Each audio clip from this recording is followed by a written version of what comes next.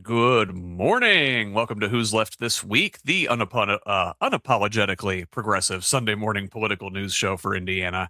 Our opening theme song is by Hoosier singer-songwriter Leslie Nuss, and my name is Scott Aaron Rogers. I'm broadcasting from Bloomington. So this week, war in the Middle East expands to new fronts. Europe burns, another AI model goes rogue, and the Hoosier state is quietly ground zero for Trump's immigration Gestapo. An international war criminal visits the U.S., and a domestic war criminal visits Indiana. All that and more. But before we begin, you know the drill. This is an independent media project. We don't paywall content. We don't have billionaire benefactors. Only individuals like you keep this thing going.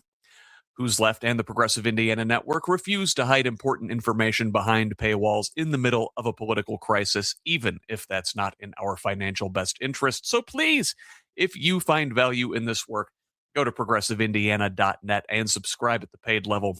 It's only $5 a month or $50 a year to help us build the infrastructure that will pop the right-wing media bubble in this state. If a paid subscription isn't in the cards for you right now, that's okay.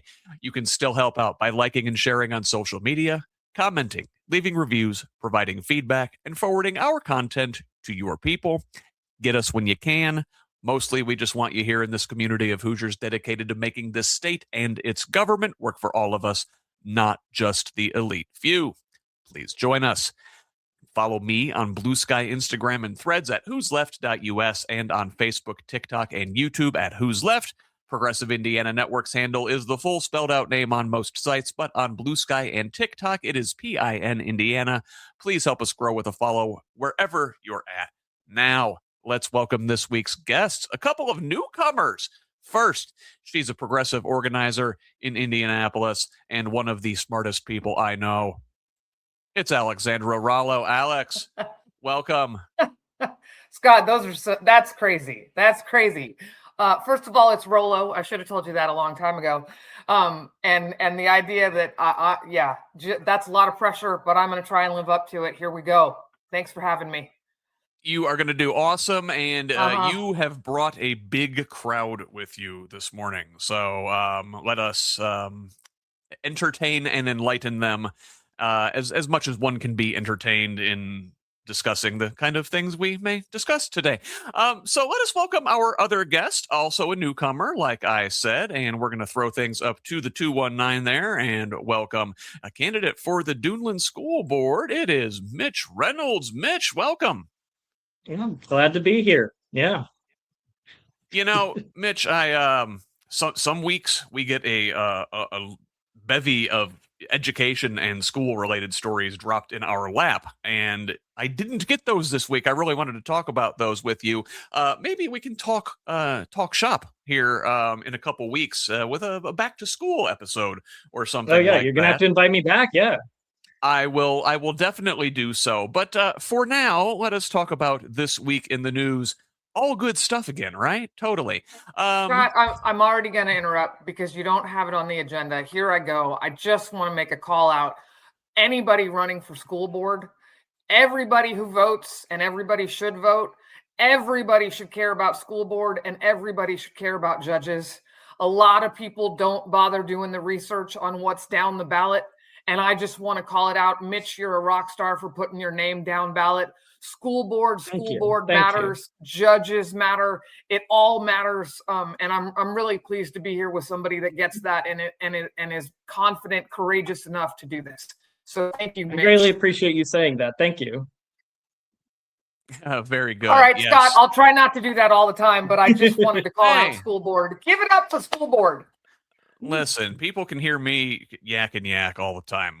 I'm here to let you two shine. So let us begin. And as we have done for the past couple months now, it seems 6. Is it 6 already? Geez, what is time? But let us start out in the Middle East and talk about Iran. So unfortunately, we have to discuss an expanding war. Last week we discussed the Pentagon's obfuscation of war casualties in their official database. Well, over the last weekend, they quietly updated the numbers to officially show 18 American service members killed and over 600 wounded since the beginning of the conflict in late February. So this week, the war began on something of a pause with the sides, quote, having good talks, according to President Trump. Still, Saudi Arabia intercepted drones attacking oil facilities in its eastern region, blaming Iran-aligned groups in Iraq, while Yemen's Houthis separately claimed to strike on Saudi oil transport sites. And then Wednesday, Iran fired ballistic missiles at U.S. military installations in Jordan, which CENTCOM says it intercepted as a surprise attack. The same day, the U.S. and Saudi Arabia jointly struck those Iranian-backed groups in Iraq. Thursday, the U.S. launched a wave of strikes on the Islamic Republic in retaliation for the Jordan attack, breaking a 5-day pause by the Americans. Now, also this week, as I mentioned, the war spread to new fronts. On Wednesday, a drone attack sparked fire on 2 ships at a liquid natural gas facility in Egypt, the first time that country has been targeted during the conflict. On the home front, U.S. intelligence agencies assessed that Iran was the likely culprit in a series of coordinated cyber attacks targeting over 30 municipal water systems in Minnesota. But perhaps most concerning, we learned that Ukraine struck an Iranian cargo ship in the Caspian Sea last weekend, claiming it carried military equipment between Iran and Russia, potentially merging 2 wars into a wider conflict. I don't know, Alex. I feel like there's a name for that, and I believe it's called World War. It is crazy, and I want to start with a personal note on this one, because you just gave us an incredible overview of the bullshit, and I'm just going to call it that. And what I want to call out before we get into the details, having lived on the continent of Africa, having lived in the Middle East, these places have been my address. And I want to tell you, war and humanitarian efforts are fucking antithesis to one another. And if anybody is out there doing this research and looking for the justification, looking for the rationale that will make you feel better, will make you feel like it's because people care, you won't find it. When you dig into this stuff, where we are going to war is all about power and money, period. And that's it. That's it. So I really wanted to call that out as we get into the details. Don't get lost in the bullshit. The reality is none of this is to help people. This is only for money. This is only for power.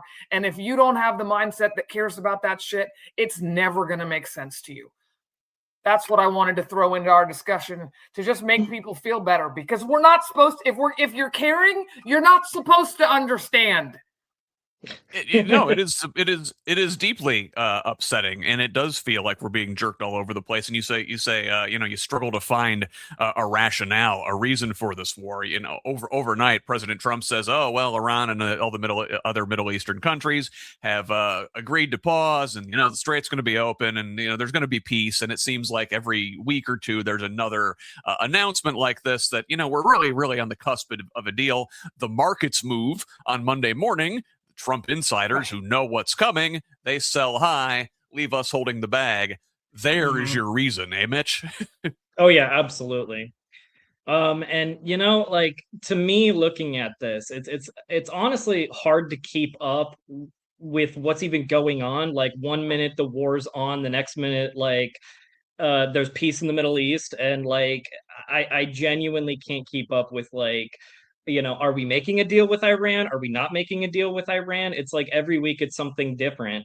But as Alex was saying, I mean, this is all about power. It's about demonstrating might and U.S. imperialism in the Middle East. And honestly, a lot of it's also exerting control over the global economy by trying their best to hold on to the Strait of Hormuz. But they're deeply failing in that effort. So they're trying to come to the table in retrospect, knowing that at any point, Iran can just mine the Strait of Hormuz and completely fuck up international shipping. Yeah. And so it's like we're overplaying our hand, and it's disrupting the global economy. And I mean, people's lives are getting devastated by this. So that's my thoughts. Well, I mean, you talk about the devastation, and here like we always talk about this. We talk about the effects over there, and there's bombs dropping, and God knows if you're anywhere in the wider region, like it could expand to your neck of the woods any given day. Here in our country, the effects have largely been economic. We complain about the gas prices, of course. Oh, it's a minor inconvenience for a lot of Americans, and certainly there are folks for whom rising costs are not just a minor inconvenience. Don't get me wrong, Yes. but so. This thing in Minnesota, though, this week, with these cyber attacks on these water systems, if you start to see stuff like that and it actually works, I guess these things were largely caught. They didn't really affect anybody's usage or their day-to-day lives. It takes getting just one exactly right to totally, affect a community, and water is life, right? It's one of those things that quietly it happens in the background and we don't notice until it's not working.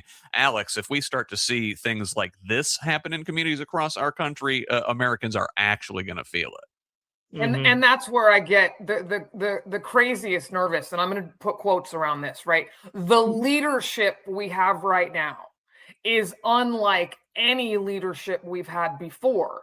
So these things that, to your point, Scott, we've kind of stayed removed from them. It's possible to stay ignorant. It's possible to stay untouched, or to at least think you are, right? But with this leadership that we've got right now, we are running the risk that this is going to be in our backyard.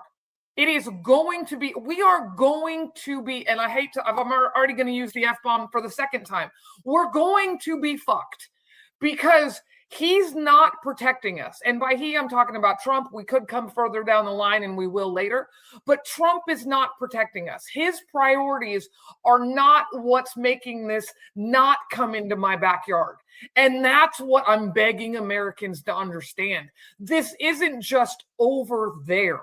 He's setting us up for failure here. We will be harmed. You will be harmed directly by the lack of leadership that this guy is implementing in the Middle East. It's going to touch us. Please pay attention to that. And it may begin to start touching us in ways where it is matters of life and death, and it's not just economic matters. Yep. If these things merge, if these wars all kind of congeal into one big thing, that is world war, and that is when you start seeing Americans called into fight overseas, as we saw 80 some years ago. And that, I think, is what I worry about, that this thing is headed in that direction. If you get the Ukraine war and the Iran wars merge, game over, man. But I often think about, folks in Germany or Austria or, Eastern Europe, and what it was like for them in 1937, 1938. I think of the World Cup just took place here on American soil, and it very much makes me think of the 1936 Olympics in Berlin, right? Big celebration of the culture. Everybody's there. The world's watching, and all things going off. We're just playing games. And then within 2 years, 3 years, the world is at war in a conflict which killed millions and millions. I feel, I don't know, Alex, there's just big 1936 vibes in the air. I'm glad that you brought this up, because it's what I was thinking about this morning. There's so many people that walk around the States thinking we got involved in the world wars because we realized the harm it was doing, the deaths that were happening. No, that's not true at all, right? We got involved in the world wars and then found out about the deaths that were happening. And that we can't wait this time. We can't wait till the harm is touching us. No way. We've got to get in. We've got to prevent it now, because it's already happening. It's already happening. People are already dying. People are already dying. Maybe you don't know them. Maybe you don't know where they live. But as a human, We've got to stop doing what we're doing already. And it's crazy that we've got, again, I'm putting quotes around it, leadership that isn't caring. How do we have that? How do we vote these people in over and over and over again that don't give a shit about humans? They just don't. And I'm emotional. I'm emotional because I'm so tired of the apathy. I'm so tired of the apathy that allows us to just, it's not our problem yet. Yes, there's only one planet, and we're going to get to climate later. There's only one planet. Well, so much of that, Alex, is that we are here in the imperial core, and the effects of the exploitation that we do to the rest of the world are largely not felt here, at least at that same level, and we are sort of removed from it. It doesn't affect our lives, so we can look and say, oh well, that's over there. And I think that, Mitch, is what leads us to electing leaders like that are this cruel, because we haven't seen that kind of suffering ourselves and can't empathize with it. Yeah, exactly. I mean, like, to be honest, I'm not even really surprised that we've gone down this road, with the just severe lack of severe voter apathy that we see in election after election, when the two major parties is like, one is deviating towards fascism and the other one is like, basically dead, like doesn't exist as a serious capacity. I mean, people use the term controlled opposition because the Democratic Party is subservient to the same capital interests that the Republican Party are, and they are just completely uninterested in detaching themselves from global capital. And so what you end up is a situation where one party does nothing and the other party keeps pushing the country further and further right wing.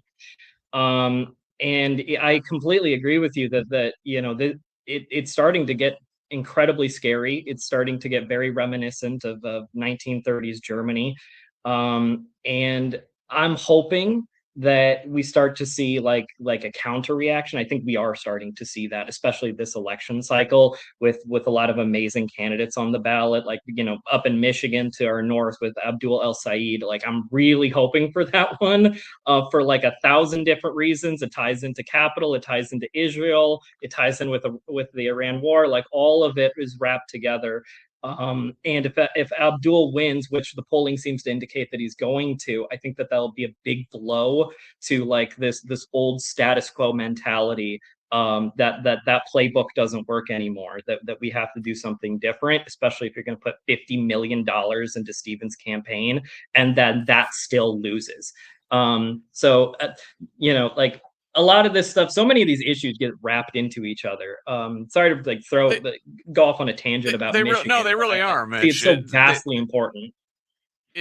All these things are connected, and I think over the course of our time here today, we're going to wind up connecting a lot of those dots. Let's connect. Then those primaries, by the way, are this coming Tuesday, so we'll be talking all about those on next Sunday's show. But let's not get ahead of ourselves. Let us connect. Let us connect some of these dots. And one of the things you mentioned that campaign in Michigan is all about is the United States relationship with Israel, and their Prime Minister Benjamin Netanyahu was in the United States this week. Actually, we mentioned that these conflicts may be converging.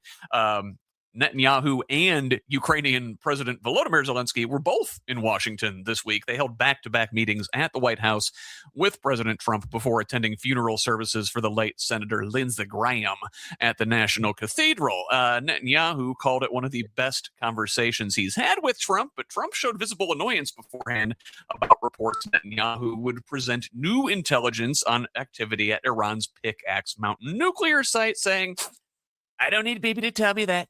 He wants me to stay involved." Netanyahu also met Tuesday with Vice President J.D. Vance, attempting to clear the air with the most war-skeptical member of the administration. The Israeli leader visited the U.S. despite being wanted for war crimes by the International Criminal Court. The same week, Israeli soldiers and settlers illegally raided at least 20 towns in the occupied West Bank. And Lebanon's army accused Israel of obstructing its takeover of several villages in the south of that country under a U.S. brokered peace deal. Israel is still conducting bulldozing and shelling operations in multiple Lebanese towns. And on another front in Israel's forever war on its neighbors, President Trump this week announced what he calls an historic agreement between his so-called Board of Peace and Hamas for the militant group to disarm. A Hamas official told Al Jazeera the group will disarm if Israel maintains its obligations. Critically, Israel appears not to have actually agreed to what Trump described. Alex, mayor of New York City, Zoran Mamdani, got in trouble a couple weeks ago for saying that, if it was up to him, he would have Benjamin Netanyahu arrested when he stepped foot in this country, to the UN, which is located in New York. Of course, he rightfully notes that that's not something the city mayor can have done, diplomatic immunity, yada, yada. But why are we letting this man walk free in our country? Okay. Let's go back. And I'm in a little history lesson because I'm sure a lot of people don't. Maybe that was an insult. I shouldn't do that. Forget it. So Robert Mugabe, president or / dictator over Zimbabwe, gets invited and attends the Pope's funeral. Okay. Are you joking?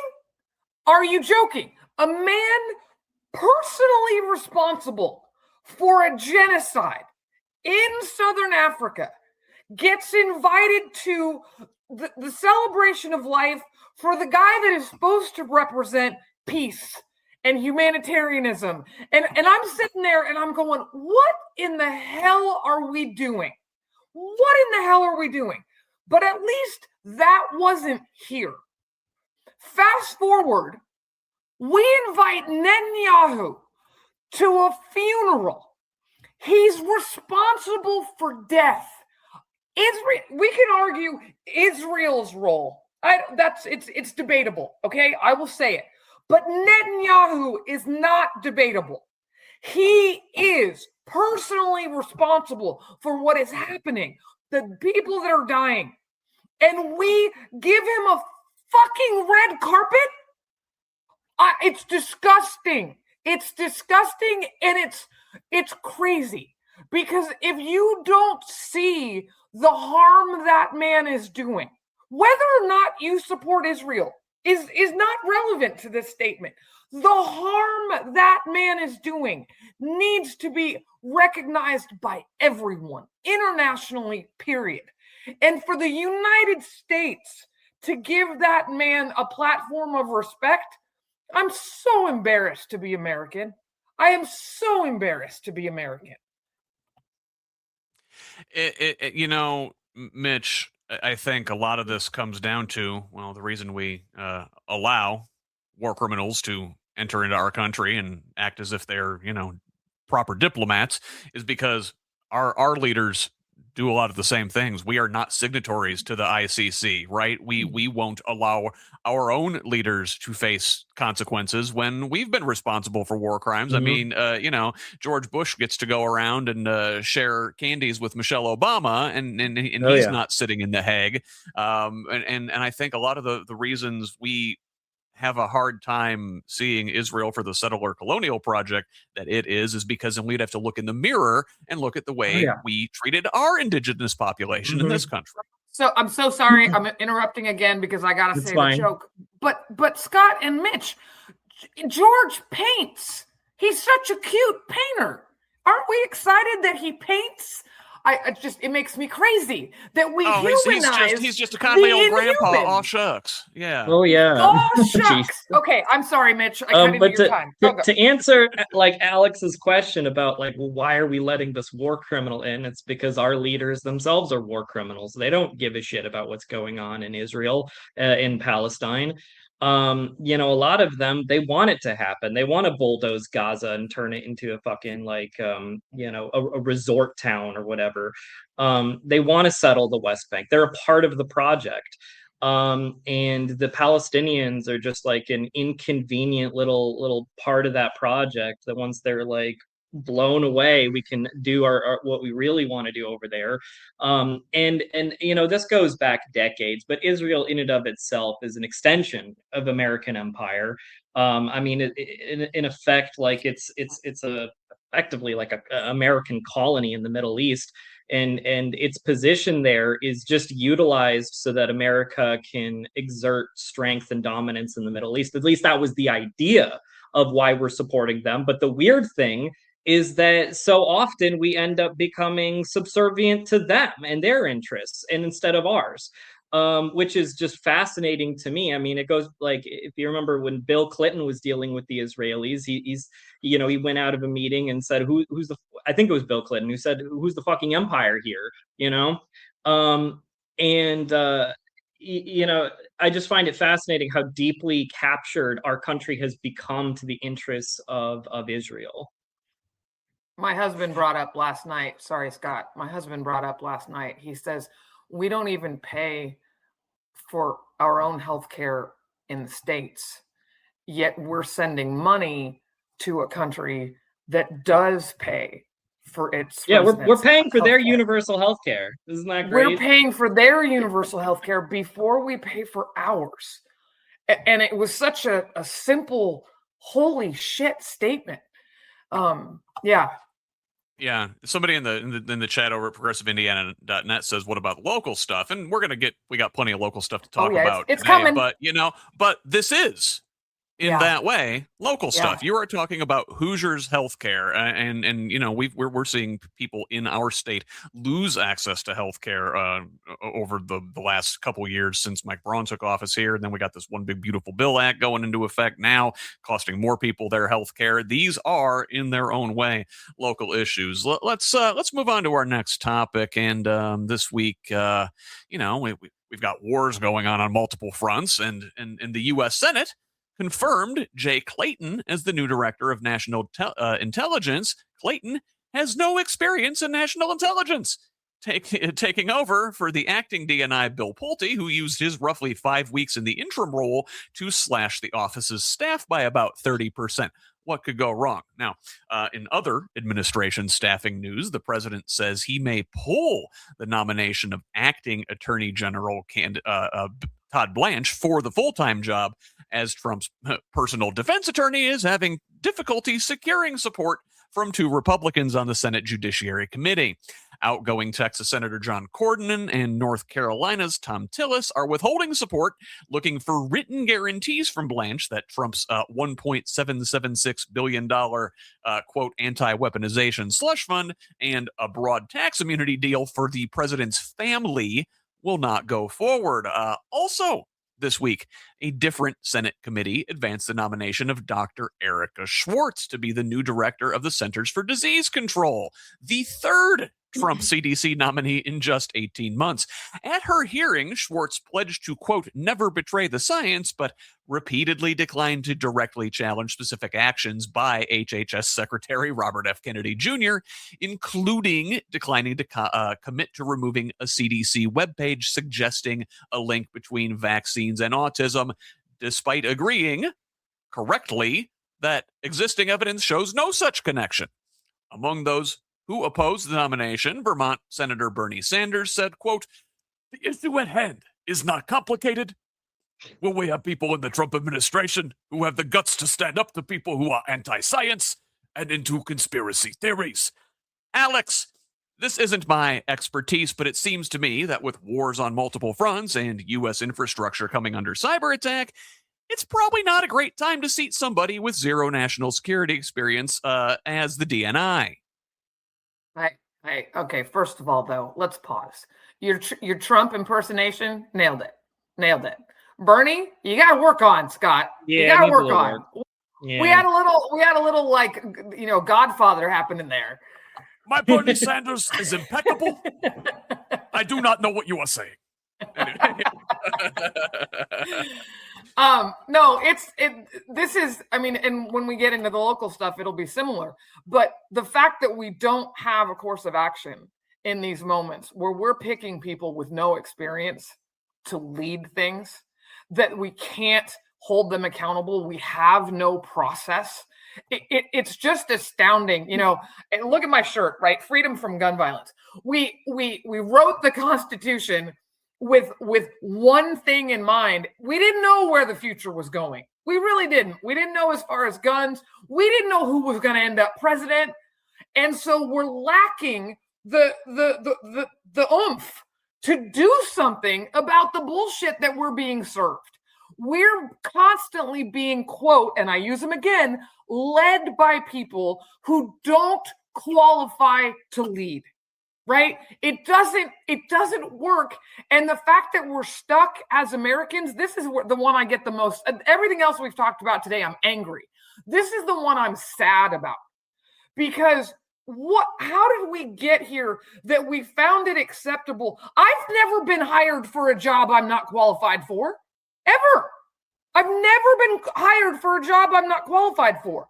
So how are these people getting that benefit? What did they do to deserve it? And we joke, is it sex? Is it money? It's not a joke. We need to put an end to these fucking unqualified hirings. Well, yeah, and you know, it's sad about America had the best public health system in the world. Oh, I don't know, not that long ago, but now we've got hantavirus and Ebola and screwworm and measles and salmonella and diarrhea lettuce wreaking havoc on the population. It does not seem like a great time to take a chance on somebody who may or may not act independently of the certified nut job RFK, huh, Mitch? Oh yeah, I mean, well. What I'm recognizing, though, is that to the Trump administration, the qualifications are irrelevant. That's not why they're there. It doesn't matter what their fucking background is. What matters is, are they going to be a Trump loyalist or not? Are they going to agree with whatever Trump wants to do that week? Or are they going to say, hey, maybe that's a bad idea, or, you know, some healthy skepticism? If you basically push back at all, you got to go. You're not the pick for the job. So honestly, it checks out for Trump. It checks out for the Trump administration. What I do find interesting, though, is how this administration and Trump 2 is being led, and how different it's become from Trump 1. With Trump 1, I noticed that it was a lot of old holdovers from the Bush era were people leading a lot of these departments. But now all those people are gone because they're not reliable to the Trump, MAGA base. And so they just want their MAGA people this time around. It's only the sycophants and loyalists that can stick around anymore. What I also find interesting, though, is that the edges of the moderate edges of the Republican Party are starting to break rank with Trump now. Especially the ones, though, that are going out, like Massey, he lost his primary. The Texas Republican who lost to what was his name, Paxton, whatever. That now that they've effectively lost and they're out the door. They're breaking from Trump, which I find really interesting, and I'd like to see what happens now that after there's no the stakes, primary. right? Yeah. Yep. I'd like to see what happens after the midterms to see, how different things become. And my hope is that either enough seats flip blue, that effectively Trump becomes a lame duck president in Congress, and that he can only act through executive order. He can still get in a lot of trouble that way. Well, but sorry, I'm doing it again. But I don't know who asked about when are we bringing it local, but I do want to. I'm going to call it out right now because I can't help myself. What's happening at the federal level is happening at the state level, is happening at the county level, is happening at the city level, right? We have the quadfecta of holy shit here in Indiana, because it's that loyalism, that blind, unqualified loyalism that is ruining us at every level. And I wanted to call that out right here, because everything we're saying about Trump, we could be saying at every level down to, and I'm bringing it back to our backyard, right? It is affecting our backyard. So nobody in this country should be sitting here thinking, oh, that's just federal bullshit. On the local level, we're protected. No, we're not. And we're also not protected by either of those two major parties that we mentioned, right? This same blind loyalism is happening at every level in both parties. And so whoever called that out it's here. Don't separate our federal conversations from our local, because right now they're exactly the same. They're exactly the same. It is absolutely true. And we're going to get into that here in a little bit. But, I want to talk about Mitch. Notice that after November the composition of things might change. We might wind up with a lame duck Trump, and that sort of puts a wrench in his plans for his personal defense attorney Todd Blanche to become the attorney general. He's planning on waiting out John Cornyn and Tom Tillis. Well, that might hit a snag if Democrats actually take the Senate. Now, however, I should note that he was confirmed by the Senate as Deputy Attorney General, and as such, he can serve in an acting capacity for the rest of Trump's term. So, unfortunately, I think we're stuck with this guy at least until Trump sours on him. Like he does seem, Alex, to sour on everybody eventually. Because nobody breathing can stay loyal to the devil forever. Right? At some point, there's a check yourself. Everybody has that. I'm thinking locally, and I'm not going to name anybody, but even there isn't anybody that forever stays untouched by the evil. Right? Nobody is protected from the damage that Trump is doing. Nobody. And at some point, every single person that he appoints is going to say, holy shit, I'm in trouble. I have to save myself. And it's that self-preservation, right? That self-preservation is dictating all action right now. We are only moving from a space of self-preservation. Everybody's on the defense instead of on the offense. And that is incredibly sad. We need some offensive players at top leadership roles. Please, soon, now. So let's move on, and in a way along similar lines here, right? The Senate had all these hearings going on this week. The one that I think got the most attention was the hearing in front of the Homeland Security and Governmental Affairs Committee Wednesday, where Chairman Rand Paul dragged poor 85-year-old Anthony Fauci into the room to face a bad faith grilling by him and his conspiracy-brained Republican colleagues. During the 3-hour hearing, which New Hampshire Democrat Maggie Hassan correctly said was, quote, designed to entrap the longtime director of the National Institutes of Health, Fauci invoked the Fifth Amendment more than 100 times, saying, quote, the only conclusion I can reach is that the sole reason Paul is calling me before this committee is to get me to say something, anything that could vindicate his repeated public pledges that I end up, in his words, behind bars. While adding that while it pained him to do so, he was following his attorney's advice by taking the Fifth. Paul had one of Fauci's attorneys physically removed from the hearing, released over 1,000 pages of the doctor's diary, and announced the committee would vote next week whether to hold Fauci in contempt.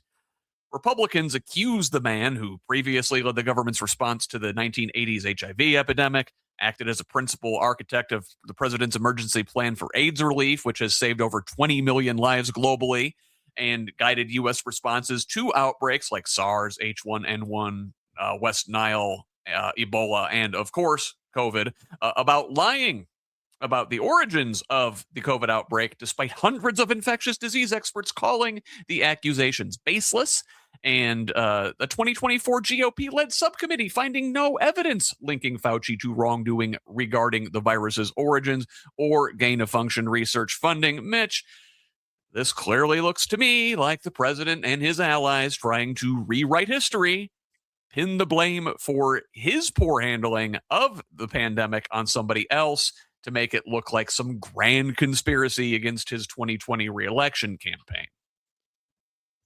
I mean, yeah. I mean, they're trying to put blame onto somebody. I find it interesting how much of a villain they've painted Fauci. I mean, you'll even see like signs all over the place about arresting Fauci, like different like Trump protesters Micah bringing that Beckwith, up. our lieutenant governor, is talking about it on social media this week. He's like, well, the state can't prosecute him, but maybe county officers should. Like, just My shut up, God. buddy. You don't understand how things work. They're trying to find anything to pin on this guy.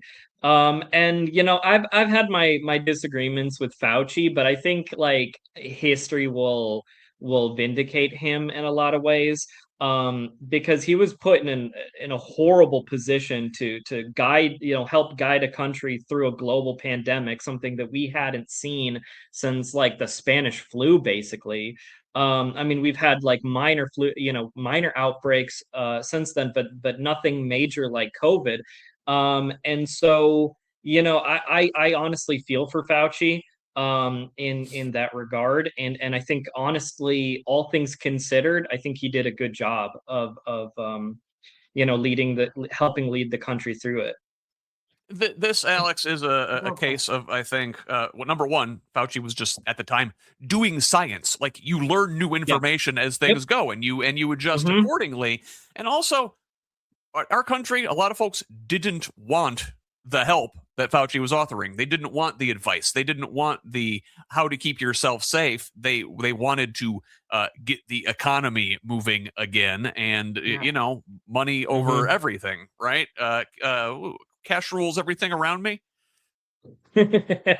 More than 1 million people died.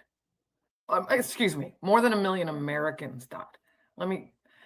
And that we can. I could start crying. The guy did the best he could.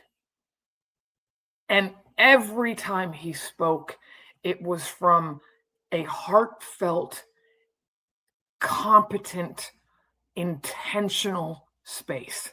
Every time. The guy did not get up in front of the camera and not bring his human side with him. And the fact that we have a leadership that wants to turn him into the problem, I'm losing my mind watching. First of all, it's my fucking tax dollars that are paying to do this, right? When we can't he sits there and says, we can't afford childcare. But meanwhile, we're going to spend all this money on something... Oh, God, just to turn him into the scapegoat. And he can't be the scapegoat of a problem he didn't make. Period. The guy did his best to bring us to the other side of it with as many lives saved as possible. That was his entire intention the entire time. And for anybody to argue otherwise, get the fuck off my planet. I'm so tired of the willingness to get us focused on the wrong thing. It's the wrong thing. This is not what we should be talking about right now. We have so many other things we should be talking about. Exactly. Priorities, but they're taking their time in the Senate to engage in this act of historical revisionism. Speaking of historical revisionism, by the way, this is something happened last week that we didn't get into then, but on July 24th, Trump issued an executive order, directed the Interior Department to post signs outside the Smithsonian Museum of American History, citing a report from the White House Domestic Policy Council, which accuses the museum of being a, quote, instrument for radical activist cohort reframing the American story to serve its ideological ends. Republican Representative Tim Burchett echoing this at a July 21st hearing, saying the museum had, quote, become infected by woke ideology. The order also claims the museum failed to properly honor the Declaration's signers for America's 250th anniversary, directing additional signage along National Park Service maintained walkways to correct that. Museum Director Anthea Hartig says the report doesn't fairly or accurately characterize its work, saying, quote, we tell the truth about the times that our country fell short of its own founding ideals. Telling our story fully is a form of respect for the American people. Alex, who controls the past controls the future, right? Who controls the present controls the past. This is downright Orwellian. I can't. My. I'm gonna get personal for a second. My mom passed away in 2013. Truly one of the most empathetic human beings that ever existed, and also one of the smartest. And I am so, and I hope my dad's not listening. I am so glad she's not here. And that takes a lot of pain for me to say.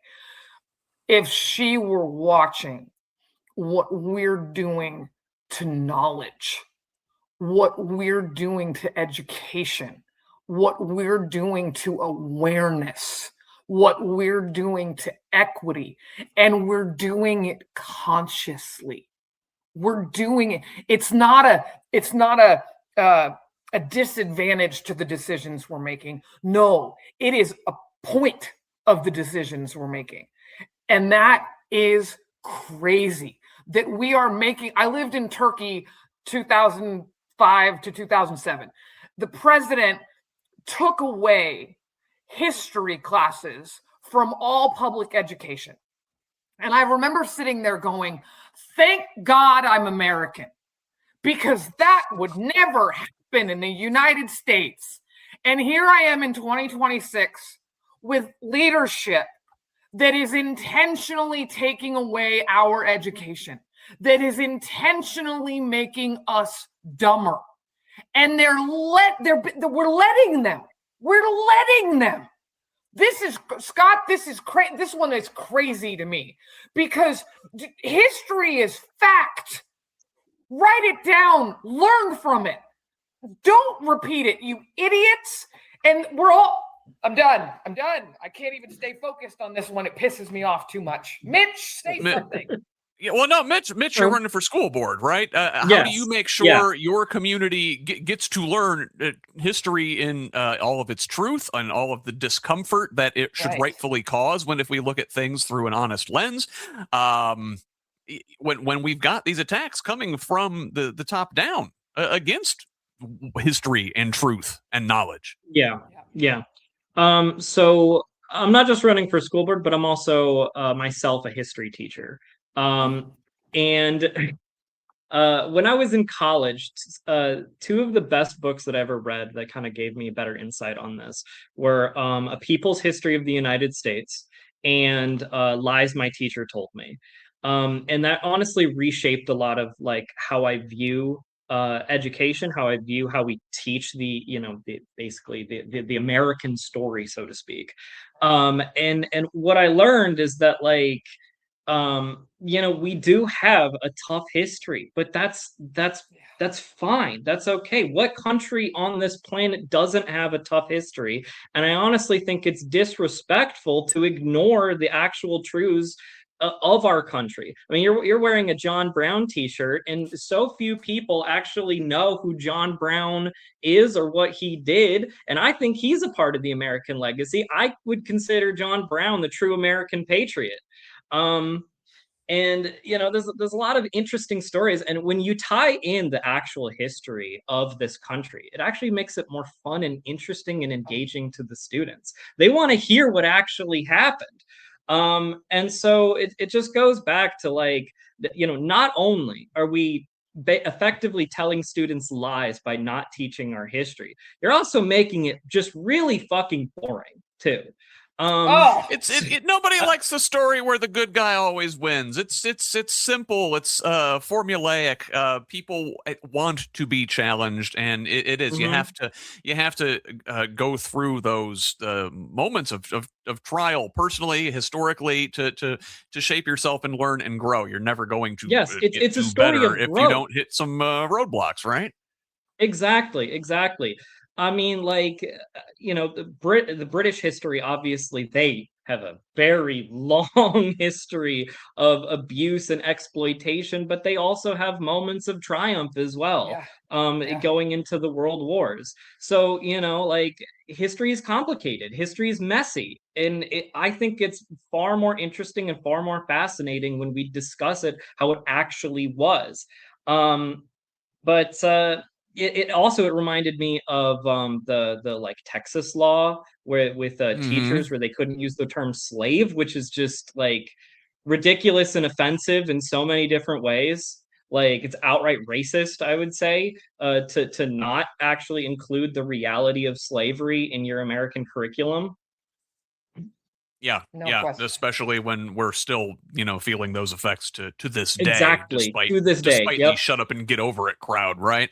Let's move on here to the next one, and kind of along the same lines, we're talking about denying the truth, right? Well, Right. decades of conservative lies about climate change have led to a world on fire. Just in the last several weeks, we've talked about record-breaking heat waves on multiple continents, Canadian wildfires smoking out the entire Northeast United States, and years worth of tornadoes in a single day here in Indiana. This week, it was Europe's turn to burn, with wildfires raging across France, Spain, and Greece amid record heat. Over 300,000 people were forced to evacuate. EU fire damage this season already exceeds 2025, itself a record year. Analysis by World Weather Attribution found human-caused climate change makes the current fire-fueling weather conditions up to 20 times more likely. Energy systems already under strain from the heat are having to cut output as nuclear power plants lack sufficient cooling water due to record low water levels in Europe's rivers. A similar situation here in the U.S. as years of drought in the West have led the Colorado River system to be in a state of crisis. Lakes Powell and Meade, the river's two largest reservoirs, have hit record low levels, and this week the Bureau of Reclamation released a 10-year plan for managing the river, imposing cuts of up to 40% on California, Arizona, and Nevada. And while all this is going on, we learned this week that President Trump personally overrode his own agencies to deny disaster aid to states that didn't vote for him. A February blizzard caused over $227 million in damage across New York, New Jersey, Rhode Island, and Massachusetts, but their requests were rejected, with a former FEMA official saying they, quote, can't think of a time a qualifying request was denied. And meanwhile, Indiana wants to continue pouring climate-causing carbon into the atmosphere. Governor Mike Braun issued an executive order directing his energy secretary to revisit settlements that closed or scheduled closure of coal-burning power plants in the state. This follows the Trump administration's third renewal of an emergency order keeping two such plants open through December 19th, despite an energy executive calling one of them, quote, inefficient and unreliable. Alex, where do you even begin? It seems like every week there's another plague being visited upon the planet for the way that we have disrespected creation. Let me bring it local. Ready? I'm on septic, and I live inside the loop. That's crazy. Number two, the city-county building sells food in styrofoam in a Democratic supermajority city. We are so behind on climate acknowledgement, climate change acknowledgement, that we are, I'm okay, my friends are going to laugh. Here it comes. I'm from San Francisco. Everybody laughs because I always slide that in there, right? Virus. Right. But we outlawed styrofoam when I was a kid. And I'm sitting in a state where it's everywhere. Holy shit. It's crazy that just the simple things we could have done by now, we aren't doing. And that's because these individuals, they don't feel it. Oh, come on. That was going to happen anyways. No, I assure you, I'm only 51. Only 51. And in my short lifetime so far, I have watched climate change. It's not about prehistoric changes. It's about in short periods of time, things are negatively affecting us to the point that I don't have kids and I'm sad about that, but part of me is a little relieved because I don't have to worry about what's going to happen to them because it's going to happen. And our leadership, again, both parties, isn't taking it seriously. Well, and Mitch, it's we've Alex's point, we've seen it. We've watched it happen in our entire Right. lives. The climate's not supposed to move that quickly Nope. in natural cycles. And these folks, I think they've mostly quit denying that it's happening. Now they're just like, well, it's not human caused. I mean, how can humans affect God's creation that our Lord and Savior has put us on here? I mean, well, honestly, I work on my town stormwater board. It's a minor little thing that I do. But I mean, the amount of rain that we've been getting lately and the intensity of that rain has been causing a lot of our systems to buckle. And I think a lot of cities are seeing that all over the place. I mean, my town, even we were hit by the tornadoes. There was a tornado that flew like near my house. And this year I think we're really starting to see the impacts of climate change, from the Canadian wildfires that seem to be an annual occurrence to the fires that are going on in Europe. But I think that this is just going to be a little bit of a taste of what's about to happen next year with the super El Nino. So I'm looking forward to hurricane after hurricane after hurricane destroying our East Coast. Super El Nino. Jeez. Have you guys read into that? Worst comic ever. Yes. Yeah. Oh, yeah. Look into that. So we're just getting a little bit of a taste of what next year's going to be. So, I mean, it's completely destroying so many different like ecologies around the world, different like biospheres. We're seeing, collapses of entire ecosystems around the globe. I think the Great Barrier Reef is dead, from what I've read. Like, it's effectively dead. It's like there's something that's like turning the coral white. Oh, the more you bleaching, read in, the more you read into this, the more it's hard to feel optimistic about it. Because we like, not only are we not meeting the moment now, but we should have been working towards meeting the moment like 30 years ago. I mean, so much of this, like, I think about how different the world would be if Al Gore was elected president. I mean, like, I was 3 years old at the time, so obviously I don't remember. I did not vote in that election, but I think about that as a history teacher of like how different things would be, because he ran on as climate change as one of the core pieces of his campaign platform, and how different the world would be if he actually won the election. And if you want to go back and think about the things that Carter put in place in the 70s, and Reagan came in and undid those, if we had stayed on that course over this time, we could have avoided what we're seeing now. And hey, it's the coolest year for the rest of your life. If we stop burning fossil fuels now, it's only going to continue to build up in the atmosphere what is already burned. And we're not stopping now.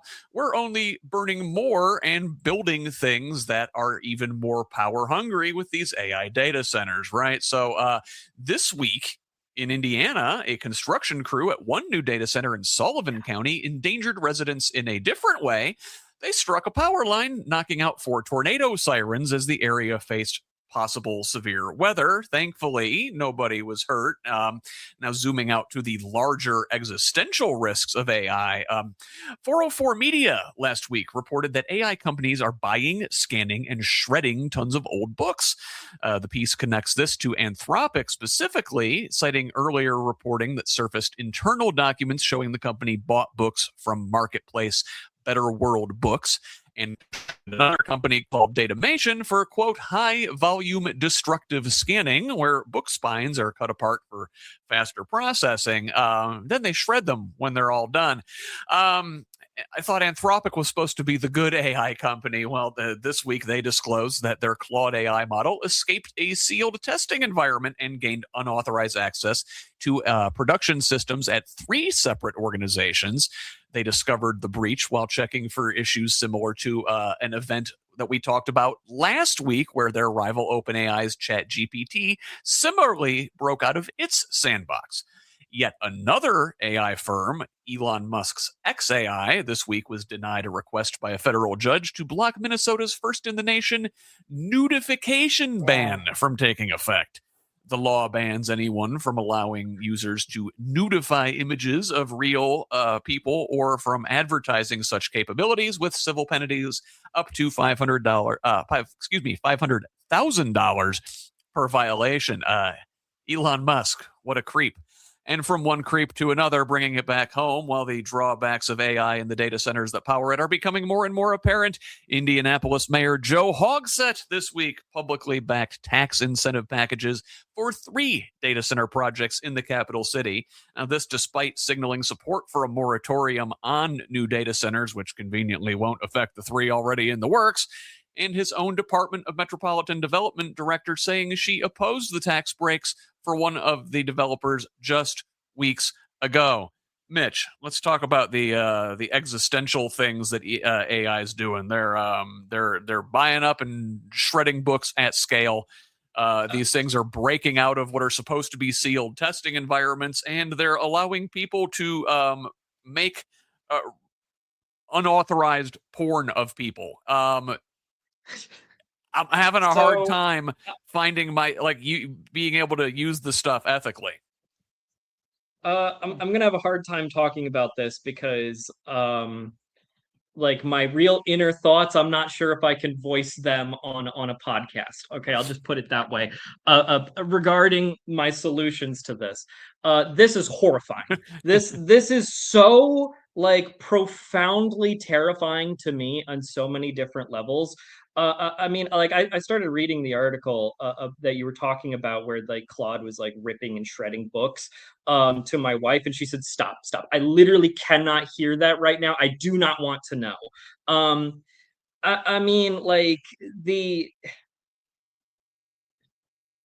don't even really know where to go with this, because right now on a local level, it's so blatantly obvious that the overwhelming majority of people in this country do not want this, do not want AI data centers in their backyard. And yet local officials are just not meeting the moment at all. You have a few exceptions in a few counties here and there, but overwhelmingly it's oh no, come in, build in our community. Locally here, they built one in the city of Hobart, and I believe they're also building one in the city of Michigan City, and those officials have been getting shredded for it. The mayor of Michigan City has been getting so much pushback. Same with the mayor of Hobart, both Democrats, by the way, for welcoming them, bringing them in.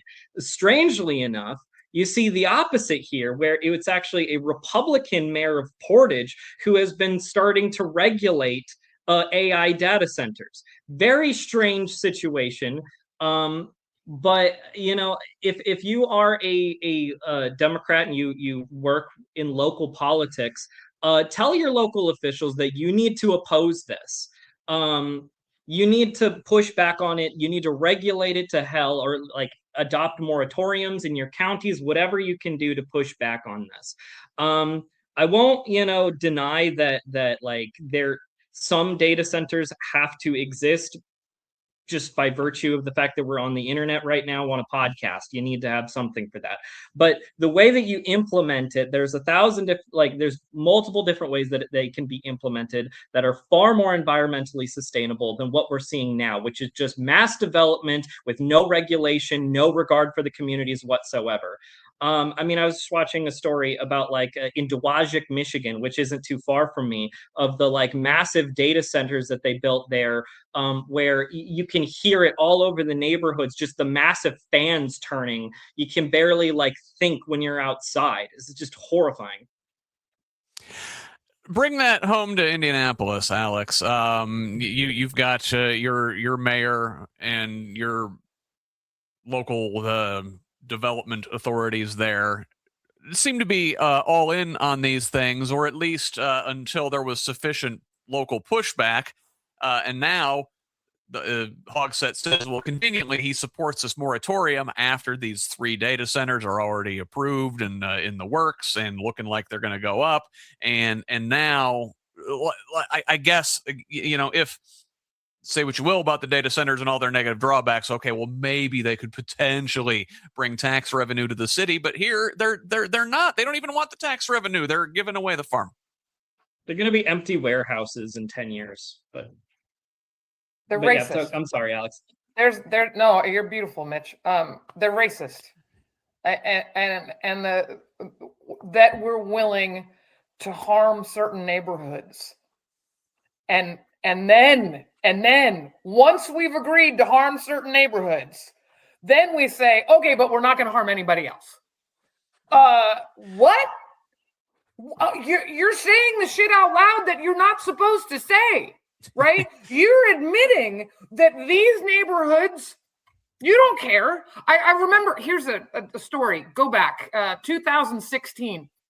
I went to UIndy for my MBA, and UIndy hosted the gubernatorial debate. Okay. And I had just moved to Indiana. And Hulk comes up on stage and he straight up says out loud, who cares about Gary? Nobody cares about Gary. Wow. I turn to the woman next to me who's from Indiana, and I'm like, what? Did he just say that? And I'm looking around the room. I'm looking at Holcomb, out loud in a theater full of people, out loud. And I'm looking around the room, and no one even, and I'm not from here, no one responded.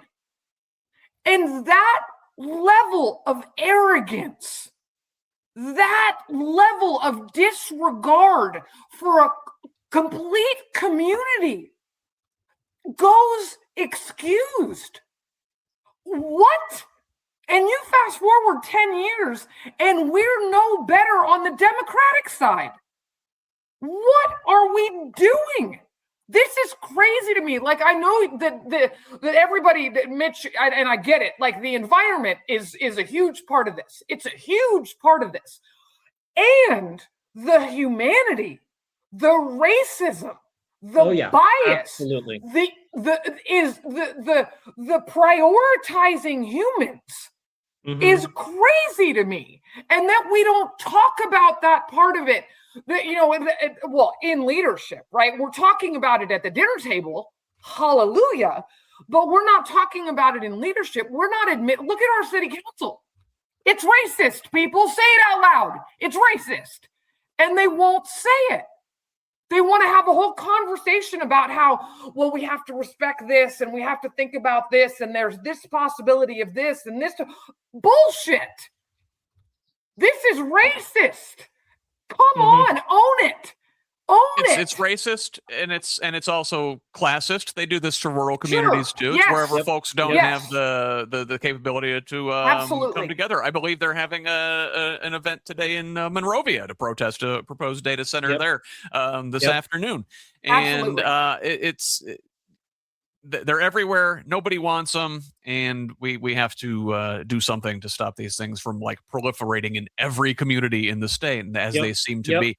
Let's sorry, Scott. One more. Sorry, go ahead. Bring back the draft so that the people in power are just as much at risk of sending their kids to war, and we'd have less war, right? Not bring back, but make it a lottery, like so that these data centers could go anywhere, and then we'd have people caring. Sorry, it's going on North Meridian way now. Right. We're gonna put it right next to the Whole Foods. Yeah, imagine, right? And that we just. There are solutions. There are ways, to Mitch's point, there are ways we could do this right. And we do need to do it. I also agree with that. But right now, the people we have in leadership in this state could give a shit. No, yeah, they don't. Well, yeah. Let's talk about those. Let's just stay on that line. We're talking about the Hogsett and the data centers in Indianapolis. Another week, another Joe Hogsett corruption story also. So this week, the Indy Star dropped another installment in their Mr. Clean series, this time focusing on the ethical the whole Mr. Clean series focuses on the ethical shortcomings in the mayor's office, despite his 2015 campaign pledge to renounce all perks of the office. So the latest one details Hogsett's use of city-controlled luxury suites at Gainbridge Fieldhouse and Lucas Oil Stadium to entertain major donors. Records showing donors who gave $5,000 or more used the suites at least 20 times over the past 18 months alone. Top campaign fundraiser Emily Gerwitz, who holds no formal city role, attended 7 games or events in that window. Developer Michael Browning, who has donated well over $600,000 to Hogsett over the last decade, brought family members to see Taylor Swift's 2024 Eras tour stop from the suite. Several recent suite guests represent companies that have received city contracts or incentives. In at least 2 cases, donations of thousands of dollars to the mayor were recorded within days of a donor's attendance at an event in one of the suites. In response to this investigative series, the City County Council's Ethics Committee met 10 days ago to consider imposing more stringent disclosure requirements on themselves. Alex, this is your wheelhouse right here, Indianapolis corruption. Tell us about your fine mayor, Mr. Transparency, Mr. Clean. Every week there seems to be a new story detailing how unclean he is. Unclean. I sat down with a number of different people this week who I respect, and I was shocked they said, 3 different people said, come on, Alex, it's impossible to not have these 2 worlds intertwined. Of course, there's going to be donors in the suites, and of course, like it can't not be that way. And let me just say, not only can it should, right? We have succumbed in this state to this idea that politics has to be broken. It has to be corrupt. There's always going to be a swindler. There's always going to be somebody who's willing to compromise the good for their own. And I simply do not believe that. I don't. I do not believe that it has to be this way. In fact, I think if it weren't, we'd be better. We'd be more profitable. We'd be more safe. All of it. You can have money and you can have humanitarian efforts. Both are possible. I call it the low-hanging fruit. There's so many things. I go back to the styrofoam, and I got somebody laughing in my head. I go back to the styrofoam. The styrofoam would be a low-hanging fruit. It is a low-hanging fruit. Get rid of styrofoam in the city-county building. Oh, but we can't because of this, that, and the other. Bullshit. Okay? Stand up for something. I yell at our city councilors. I don't get. They got offered a 4-year position. They got offered a 4-year. They have 4 years to argue for what they believe in. And the second they get it, all they want to do is make sure they get reelected. Why? Why not spend those 4 years doing the job? That will get you reelected. But we had a 15% voter turnout. In a Democratic supermajority city, we had a 15% voter turnout. That is because none of our elected officials are following conviction, are following morals, are following ethics. If only they would do it. If only they would speak to what the 3 of us are speaking to, they would get reelected because those 85% of people would come out to vote. And the people that do go there and do that, the rare ones that do things the right way and stand up for the community, they are beloved in their areas. Oh, but Alex, listen, how are we going to stand up to the other side's corruption if we don't do a little bit of corruption on our own? I mean, elections cost money. Mitch, speaking of the other side's corruption, I don't want to let them off the hook. So Governor Mike Braun's office announced this week that they will loan 2 employees to the Office of the Public Access Counselor. This is in response to another Indy Star report that we talked about last week, which accuses Braun appointee Jennifer Ruby of violating public records law. Ruby's office, on average, takes 8 months to respond to government transparency complaints, far outside the law's 30-day requirement. But listen, Mitch, I should add context here. We talked about this months ago. WFIU reporting that more than half the governor's office is paid for by other state agencies. He's raiding their budgets to pay for his staff, and now he's loaning 2 employees to an office that is probably understaffed due to his borrowing in the first place. I mean, it's not really surprising to me, the corruption in the Braun office. Neither is the corruption in the Hogsett office as well. I mean, this is just typical American politics as is. It's pay to play. The people with the most money get the most access. And it's like a loyalty system where it's like, you help, you pat my back, I pat your back. And the people in the positions of power, they know this. They're aware of how the system works, and they have no interest in changing it. But what people like us, what we offer is an alternative, a more grounded, more grassroots effort to overturn that type of politics and return it to the people. And so that's what I'd like to see is more grassroots candidates. I mean, we just had the Secretary of State convention. I have a lot of thoughts to give on that, but it reminds me of that, where I think we're seeing a similar thing happen with our Secretary of State candidate on the Democratic side. But I won't get too into that, because apparently I'm not supposed to talk about that anymore because the convention's over. So yeah. Bullshit. We Talk teed about off it. on that one a little bit Yeah. last week, but no, I've got we're running a little bit behind, so I want to move on to our next story. And well, here we're talking about this. Both parties are having their issues here in Indiana, right? At the national level, Democrats have seen a widening schism in the party, highlighted by recent and big, important, upcoming primary fights. It is taking its toll on the Democratic National Committee and Chair Ken Martin. So last Sunday, the New York Times reported the DNC's finances are in such trouble that the organization put its D.C. headquarters up as collateral for a $15 million line of credit, has asked vendors not to send invoices until after the November election, and is currently $2 million in debt. Martin himself faced a formal HR complaint and nearly lost his job after throwing his phone at an aide during a heated exchange in early July. Now, for his part, Martin defended his management in a Substack post, saying the DNC deliberately spends on electoral assets rather than stockpiling cash and has improved with major donors. But one DNC member told reporters, quote, "Ken is gaslighting us about the DNC's finances." And Progressive and DSA aligned candidates have won important primaries, causing Red Scare era freakouts among Republicans and establishment Democrats alike.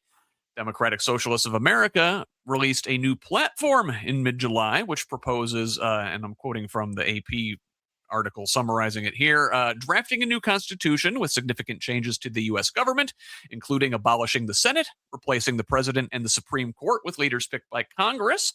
Alongside those changes, the platform calls for expanding voting rights, publicly financing all elections, replacing the two-party system with a multi-party democracy, establishing public ownership of large corporations, and expanding rights for immigrants while ending immigration and customs enforcement, detentions, and deportations. Mitch, I don't know, man. It sounds good to me. sounds fantastic, honestly. So in addition to being a school board candidate, and I also serve as the secretary of the Porter County Democrats, but I'm also a dues-paying member of the DSA and former co-chair of the Northwest Indiana chapter of the DSA. And I'm loving what I'm seeing with the direction of how things have been going. The DSA has been offering an alternative to the age-old failed politics, Clinton-era politics that has lost us election after election after election. And so I'm glad to see that we're actually offering alternatives. I think that everything that the DSA was suggesting in terms of election reform is not only good ideas, but I feel like actually necessary if we're going to fix our democracy and make it functioning. What's also interesting though with the DNC is, they're in debt. They're not able to actually pay off their debts at the moment, while the DSA, there was I think a professor who had died recently who had left his inheritance to the DSA of the amount of $50 million. So it's like the DSA is gaining all this money that the DNC isn't even able to fundraise themselves. What I do hear behind the scenes with the DNC is that a lot of their big time donors just don't want anything to do with the Democratic Party, because they invested so much into the Harris campaign, and that did not turn out the way that they were expecting. They don't think that the Democratic Party are fighters, and so you're seeing even the donor class start to turn on the Democrats, which I find very interesting. I mean, I don't know. Maybe it's better for us in the long run if the quote unquote donor class does F off and we become more of a grassroots party. We'll see. Yeah. We're arguing about it takes money part of politics here. But Alex, this the what seems like dysfunction at the DNC level seems to mirror the kind of dysfunction we have here in Democratic politics in Indiana, particularly in your county. Particularly in my county. And this idea that we're supposed to, I watched a person who's pretty high up in leadership in the party hug VOP. And I said, but this person is supposedly on the right side of history. And I said, why on earth would you hug VOP? It was just after what went down with the city council meeting where he had the 4 women physically assaulted, and I said, "What? Why?" And the response, "Oh, Alex, you just don't understand. We need his money." And I was like, "VOP's money is a very, very small percentage compared to if you could get the 85% who didn't vote to feel like you cared about them, you would get a fuck ton more money." A fuck ton more money. We have 85% of this county sitting back and watching it burn. They don't want to watch it burn, but they don't think they have a choice, right?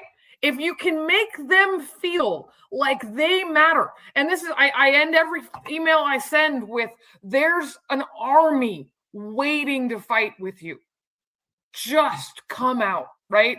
That's the message we need to be sending.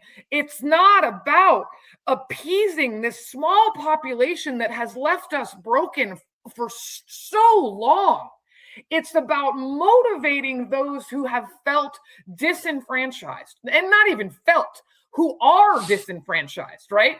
Let's get them connected. Let's connect to them. Let's make that the priority. And that will move us in a better funded direction, a better supported direction.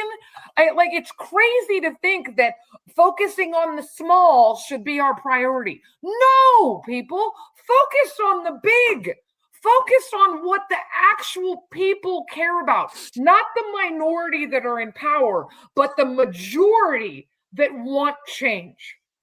And I always say this, Alex, centrism only works if you aim big and get half of what you're aiming for, right? If you aim for the center, you're only going to get a quarter, and so on and so forth. And I think that's what's happened over the last 50 years. It's kind of pushed us to where we are right now. Now, listen, so, I criticize the Democratic Party here a lot, and they deserve it most of the time. And the vote blue, no matter who crowd calls for my head every time I highlight this dynamic, as if I don't also highlight the dysfunction within the Republican Party. As such, let's do so. As much as it appears that the Trump faction has an iron grip on the GOP, there is plenty of internal dissent. What we don't often see is public distance from the president, but with an election coming up and the president deeper underwater in opinion polls than the Titanic, his team is quietly allowing vulnerable Republican candidates to distance themselves from him on the war and the economy. In Michigan, Representative Tom Barrett voted twice for War Powers resolutions, but still appeared at a rally recently with Trump, while Senate candidate Mike Rogers, no relation, has publicly opposed Trump's openness to Chinese EV manufacturers operating in the U.S. Maine Senator Susan Collins also voted in favor of the war powers resolutions and pressed Defense Secretary Pete Hegseth on a supplemental spending package for the conflict. Candidates have been coached to tout so-called benefits of the One Big Beautiful Bill: no tax on tips or overtime, an expanded child tax credit, and a higher state and local tax deduction, ignoring the countless negative effects of the bills. That's what they're supposed to talk about. Now, one man who was not allowed to distance himself from the president's agenda, Indiana Senate Leader Rodric Bray. The Martinsville Republican, who has helmed the state's upper chamber since 2018, announced this week he would not seek another term as Senate President pro tem in November. Bray drew Trump's ire for failing to whip his caucus into line during last December's redistricting push. If you recall, 21 GOP senators joined with the minority party to defeat the proposal aimed at drawing Indiana's 2 Democratic congressmen out of their seats. 6 of those senators lost their primaries this May to MAGA challengers. Bray remains in his seat through 2028, but far-right Senator Chris Garton, who delivered a full-throated fascist diatribe in defense of redistricting on the Senate floor last year, then weeks later served up a helping of AI slop images of himself beating up Santa Claus on Christmas Day. He looks poised to take over the top spot. Alex, I see Democrats out here, talking about what a decent, thoughtful man Bray was, even as he's been deposed from his seat now. Listen, he helped carry us here, however decent he might be interpersonally. The fact that you said Democrats and didn't call this person out by name, Karen Tallien, the Democratic Party state chair, chose to use her platform, which she hardly uses for anything, right? She hardly speaks. She chooses to speak on behalf of Rodric Bray to say he's a good guy. He's a good guy. Are you kidding me? I'm screaming. I hope it's not. I don't know. I can't tell with these speakers. I'm older, whatever. This is the kind of leadership we have in this state for our Democrats. You choose that to be your, we are begging daily. We send emails. There are people who send emails to the party daily asking questions, and we don't get answers. We don't get responses over and over and over again. And when you choose to speak out loud, this is the message you choose to convey, and then you wonder why voter turnout is shit? Oh my God.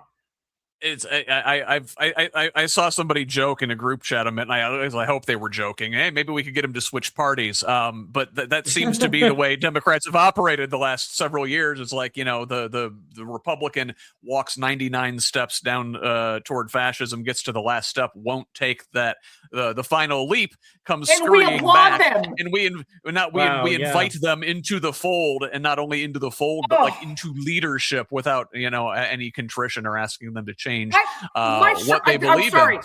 We've been told, how many times have I been told to reach out to Young, to reach out to Banks, and thank them for what they don't put into place as far as gun violence prevention? You're killing me Monday through Saturday, but because you didn't kill me on Sunday, I'm supposed to appreciate you? No, absolutely not. Absolutely. Thanks for not beating up Mom today, Dad. Right. We appreciate it. Mitch, listen, the National Republicans, they might get to play independent in order to win elections here, but they're just playing, right? They all seem to come home when it's time to vote for Trump's agenda. Oh yeah, absolutely.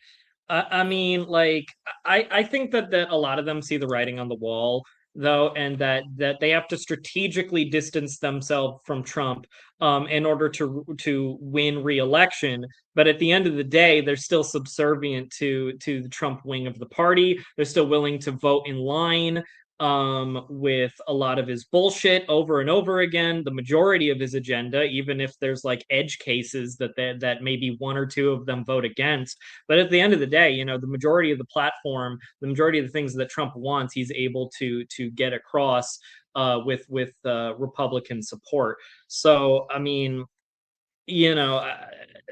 I don't really give much of a shit that like they're willing to oh no, you didn't do this, even like the most awful thing for everybody. Sure, yeah, and I'm supposed to applaud you for that. So no, I don't really give them much credit for it. Yeah, they did one right thing one time, and then cool. It's like nothing changed. Like, yeah. The criticism of Democrats from the left is that there always seems to be a rotating villain that's like, I just can't quite get the votes. There's a Joe Manchin or a Kirsten Sinema there to prevent us from getting progressive legislation done. On the Republican side, there's the like rotating not villain, nice guy's a stretch, but there's the rotating principled conservative that stands up to Trump's administration while still giving them everything they want eventually. So it is in this environment of the two parties sort of in various states of disarray that we go into November's midterms elections in less than 100 days now. Much too close to implement any major changes to the way people vote, right? Well, not according to Donald Trump. Last Saturday, the First Circuit Court of Appeals upheld an injunction on Trump's March executive order that would significantly change how mail-in voting in particular would be administered. I'm quoting from a issue 1 explainer. It directs the Department of Homeland Security to create state-by-state lists of eligible voters for federal elections, drawing from federal databases that have well-documented accuracy issues. It also instructs the Department of Justice to prioritize investigating and prosecuting election officials who provide ballots to individuals the federal government considers ineligible. In addition, the order requires the U.S. Postal Service to work with states to establish pre-approved lists of mail-in voters well in advance of elections, earlier than current state deadlines, mind you, and to limit ballot delivery only to voters on those pre-approved lists. Infuriated by this ruling, the administration has asked the Supreme Court to take up the case. And of course, this is just one front in Trump's multi-pronged war on voting. Monday, he demanded Senate Majority Leader John Thune cancel the chamber's August recess until it passes the so-called Save America Act. Again, SAVE should stand for Suppression and Voter Elimination Act, which experts, they say, would disenfranchise 20 million people, mostly women. Mitch, the Trump Supreme Court has given him just about everything he wants. They can't possibly let him change voting law by fiat within 100 days of an election, can they? They absolutely would. I mean, so many people in the Supreme Court right now are just like absolutely buying in and fully in line with the Trump agenda, especially Clarence Thomas and Samuel Alito. They're fully bought in on changing the laws, buying into this fascist agenda. I mean, like recently, I got married to my wife, and she's concerned about changing her last name because she still wants to be able to vote. So she's keeping her maiden name for right now until we figure out if this law is even going to pass or not. Which, like, why should we as a young couple even be considering that as a possibility? But yeah, it's to strip away access to voting, and the thing is that if this does pass, it's also going to hurt Republican women as well. They changed their names just as much. Like, I don't really see the benefit, even to Republicans, really, of stripping access to voting to women.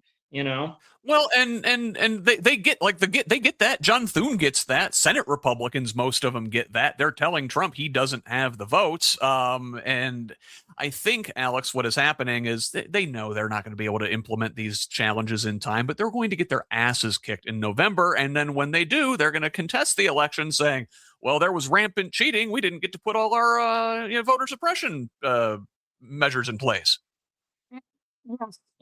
Yes, and let's bring it to Indiana. What they're doing is setting it up for states to screw us, right? And I want to remind, no offense, the two white men I'm on this podcast, that that they reversed Roe v. Guilty. Wade, right? Yeah. They reversed Roe v. Wade. Women are a target. They're not the only target, but they are a target.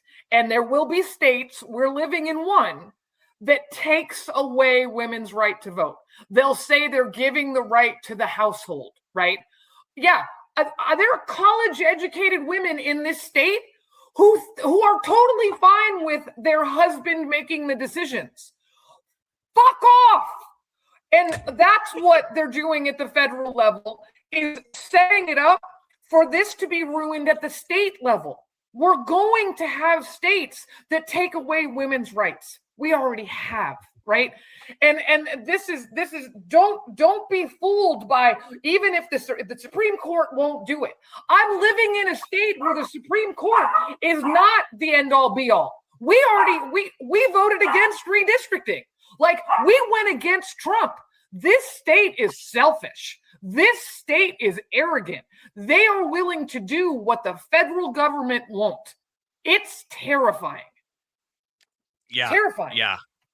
So, got about 25 minutes left here, and I wanted to spend. No, you're good. You absolutely. I want to spend the last part of the show here talking about Trump's other crusade against the very fabric of America's being, his deportation agenda. And this is perhaps the most heartbreaking component in Trump's war on America. So, since this winter's ICE killings of American citizens in Minnesota, DHS and ICE have largely shifted tactics to carry out their ethnic cleansing a little more quietly and efficiently. ICE hit record arrest numbers in June, averaging over 1,300 daily, with July on pace to break that. We don't have the final count yet. We saw 3 more men killed in encounters with ICE over the last several weeks, and we covered those here, but I admit to having overlooked some of the tragedies happening right here under our noses. So this week, it became impossible to ignore. Thursday, videos circulated on social media showing 5 police and federal vehicles surrounding a white work van just off I-64 exit 105 near Corridon.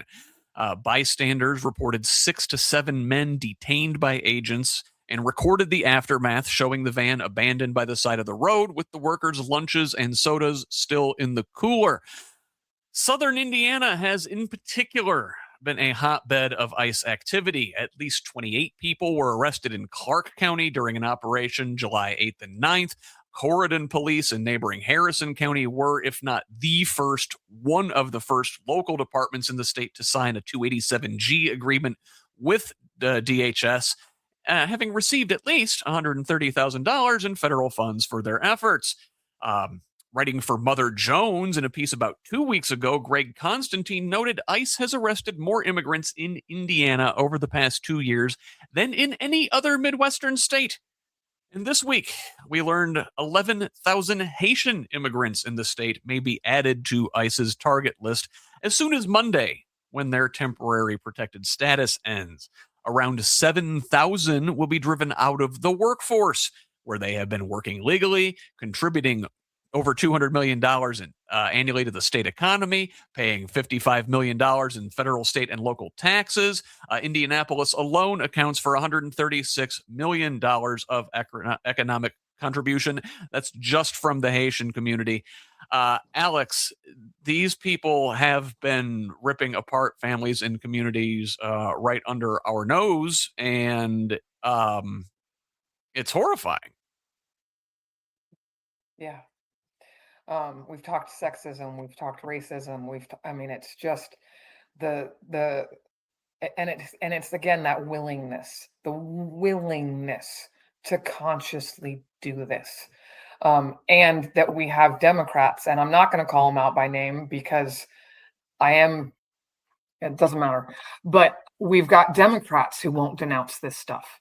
We've got Democrats who won't make a scene. That is astounding to me, that something so basic as my safety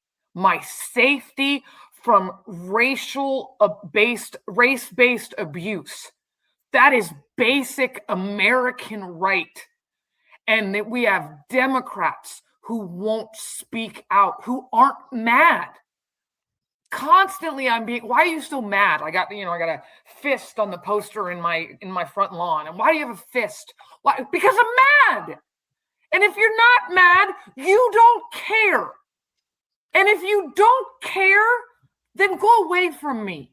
Really, go away from me. Why did you choose to get into an elected office if you don't genuinely care? Because that's the whole purpose.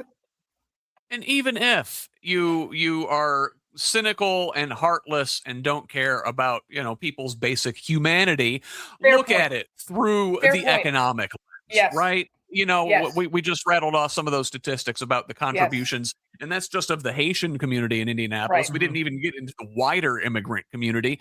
But Mitch, I saw the pictures of that van down in Corridon. I recognized they had the big foam pad, and that means they were going to a roofing job because the guy who's on the roof nailing down the shingles rests their knees on that foam pad. That's a family in Southern Indiana that didn't get a roof put on their house that day. Mm-hmm. Yeah. You want to be completely cynical, just from that one family's perspective, they didn't get a roof put on their house that day. Multiply that by the thousands and thousands and thousands of immigrants that are under persecution in this country. Yep. I mean, it's actually just like horrifying, the modern day Gestapo raids that we're seeing, and you're completely right. I mean, I don't want to like over focus on the like economic aspect, but there certainly is an economic aspect where immigrants provide to communities more tax dollars than they get back, and so it's like genuinely good for the economy to have immigrants in our communities, but at the end of the day, this is a moral issue. I mean, like a lot of these Haitian immigrants, they're a lot of them are just refugees trying to escape a horrible situation in their own country, and it's honestly caused by decades, nay, centuries of American interference on the island.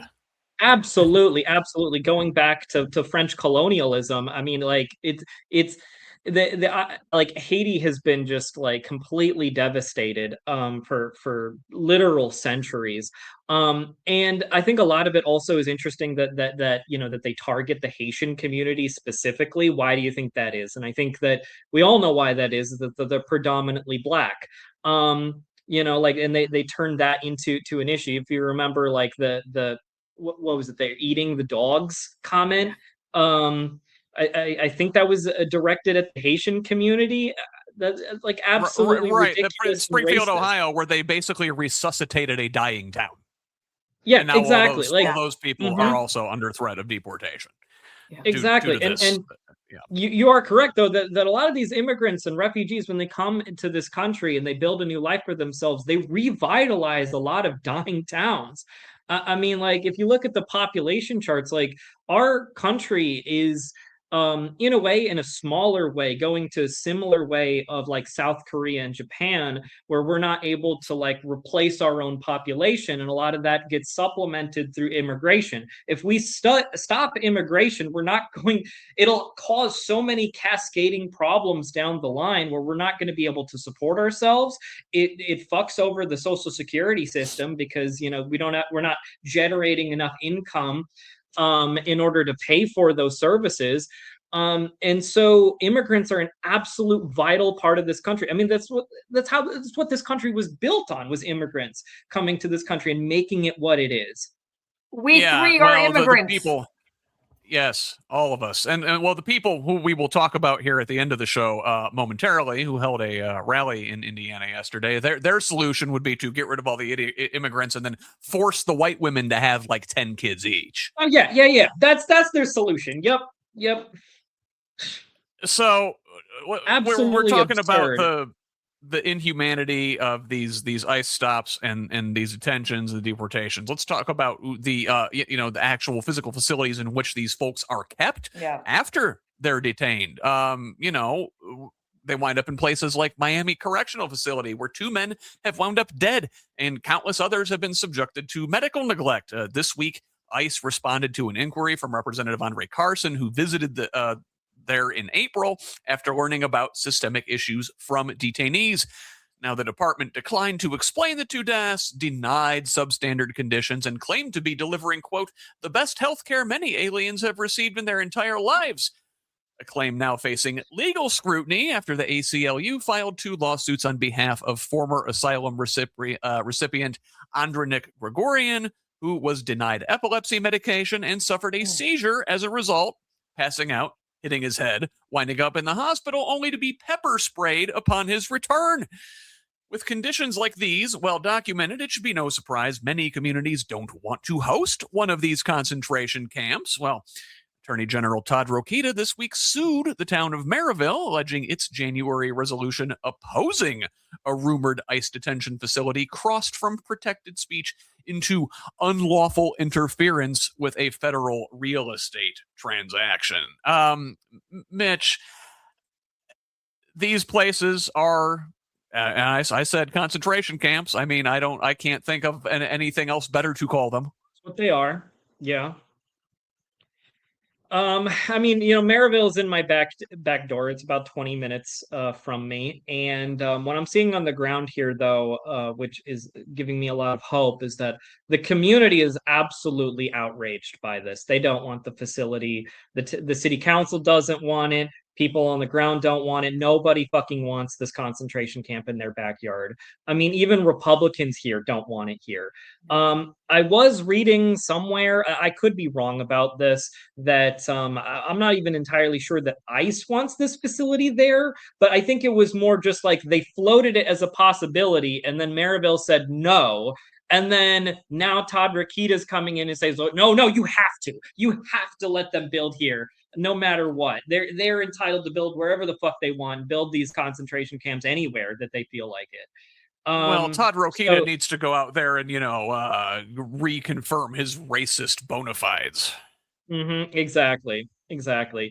So yeah, the community is against it, overwhelmingly against it, and I don't think it'll get built, and I sure hope it doesn't. Like, I think it's going to be protested, even if they try to take over a warehouse or whatever their plan was for that. We've seen across the country, not just in places like Maryville, there have been places where ICE has gotten a lot further down the path of actually acquiring and saying that they're going to put a facility in these warehouses, and other communities, Georgia, of all places, Maryland, I think, was a big one where they had planned one of these. People get wind of this. Turns out, Alex, people don't want a concentration camp in their backyard. It's crazy. I mean, this conversation is crazy. It is 2026. I'm in the United States, and I'm talking about something we learned from 80 years ago. We know better. We know better, and we're doing it too. And whether, to your point, Scott, and I'm glad you rallied me back in, because I often focus on the emotional stuff, but the finances, this is financially harmful. This is humanely harmful. There's no, I'm constantly in conversations where I ask, what's the win? What is the win? And there isn't one. If anybody's seen what movie, WALL-E, remember WALL-E? That's where we're headed. Or Idiocracy. That's where we're headed. I can't believe I just mentioned Idiocracy in this, but my husband's going to be over the moon. That's where we're headed. If we allow these decisions to keep directing us, we are headed toward a world of 100% stupid. 100% endangered. 100% sad. And I'm sitting in this conversation, and I don't want to have to talk about it. This is crazy to me. Look at the agenda. This is 12 minutes or whatever of our topic, is to talk about a common sense. Concentration camps are bad. Holy shit. That's not a profound statement. That's not a profound statement. It doesn't deserve conversation. Yet here we are having to convince people, having to educate people, having to persuade people. I'm over it. So much there. And it really, it takes us back to the beginning of the show in a way. You know, we talked about what it must have felt like for the folks in 1936, 37, 38, after the Nazis had taken power in Germany, but before they had really, set about invading their neighbors, they were already putting concentration camps up on their own soil, and it was political dissidents were the first people that they rounded up there. And, some people, thankfully, a small, very small, but loud minority, some people are into this sort of thing. And a bunch of them got together last night in central Indiana. So, yesterday, there was what was billed as the country's first mass deportation rally. Now, originally slated to take place in Fishers, apparently Save Heritage Indiana, the designated anti-immigrant hate group organizing the event, either couldn't get anyone to rent them a space, or they were intimidated by the scale of the counter-protest, which was planned. They held their little rally with former Customs and Border Patrol Commander Greg Bovino in the mud under a rented tent somewhere in rural Hancock County. The counter protest, which we mentioned in Fishers, where this event was originally planned, drew well over 1,000 people. The event itself, listen, the folks who attended this thing had to take a lot of steps to protect the secrecy of where they were going. Their event was private. They didn't announce where folks needed to go. They then directed them, which leaked. They directed them to the public library in Greenfield, which was not where they were meeting. They were meeting there, and then going out to this field in rural Hancock County, where they eventually held their event to, throw protesters or whoever off their trail. Despite the secrecy, we did see some pictures and some video leak out, and it was not well attended. God must have been angered by these people's hatred and bigotry because he sent a tornado warning and some severe thunderstorms their way. They were in the mud. Alex, it looked like this is what they used to do in the 1920s, is get a big tent. The Klan would get a big tent in a cornfield, and then they'd burn a cross when they were all done. The new racists have figured out a more efficient way. Instead of everybody bringing their own white hood, they just stuff everybody under one large white hood. I'm glad you said my name. I wasn't sure who you were going to pick, and I wanted to say something on this one. My parents taught me when I was a kid, and I don't even know that they did it intentionally, but it is the result of their education. They said to me, or I believe, if you can't say it out loud, then you should not say it. And if your message changes based on the audience you have, your message is fucked.